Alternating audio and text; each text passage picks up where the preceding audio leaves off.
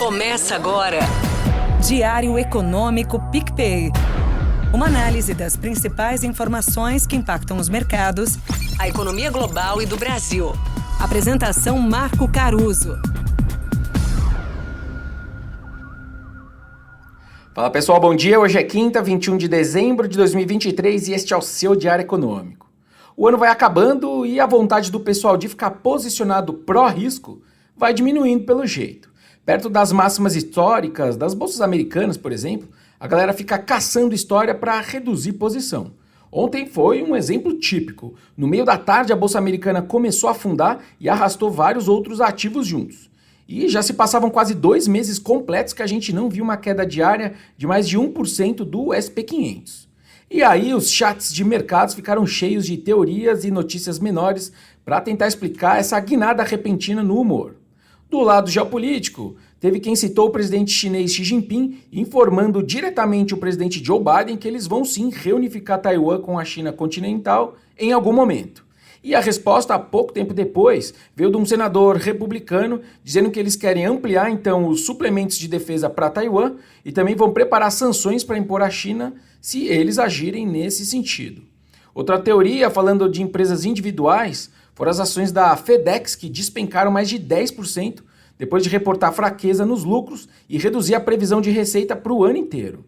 Essa é uma empresa bem cíclica, então acaba dando sim um cheiro de queda na demanda lá nos Estados Unidos.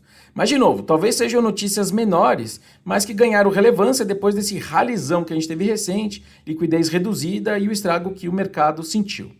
De qualquer forma, pegou a gente aqui no Brasil, na nossa bolsa e no dólar, que os dois pioraram cada um 1%.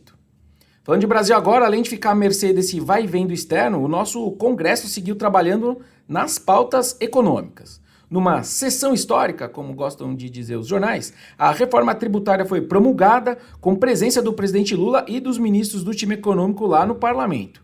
Essa é uma PEC que foi protocolada lá em 2019, no governo passado. Mas como lembrou bem o deputado Arthur Lira, esse é um debate que já dura 4 décadas no Brasil. É importante dar esse destaque que eu dei quando as reformas vêm de diferentes governos e são aprovadas em outros governos, porque mesmo que aos trancos e barrancos, isso para mim mostra uma certa maturidade e convergência de ideias, pelo menos no plano econômico. Convergência de ideia é uma coisa que a gente não tem visto muito nos debates por aí, certo? Outro avanço para a agenda arrecadatória do ministro Haddad foi a aprovação da MP das subvenções, que agora segue então para a sanção do presidente Lula. Para quem ainda não sabe, essa MP busca fechar brechas que as grandes empresas tinham para pagar menos tributos federais ao descontarem alguns incentivos fiscais que eram concedidos pelos estados. A tal subvenção sobre os gastos de custeio dessas empresas é um mecanismo que os estados usam para conceder incentivos fiscais. Só que as empresas começaram a colocar todo tipo de despesa na contabilidade, obviamente para a base cobrada ficar menor. Mas isso agora vai ficar mais rígido. E a expectativa, como eu já falei várias vezes aqui, do governo é arrecadar 35 bilhões de reais anos que vem, mas obviamente precisa combinar com 2 coisas, com o caixa das empresas, vamos ver se eles conseguem pagar tudo o que eles devem, e com a judicialização que obviamente deve vir.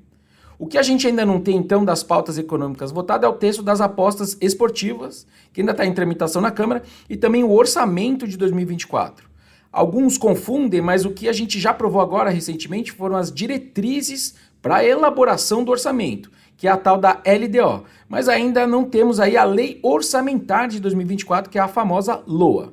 Esse é um instrumento legal que autoriza então a execução desse orçamento proposto e detalha as receitas e as despesas desse exercício financeiro. Deve ser votada hoje.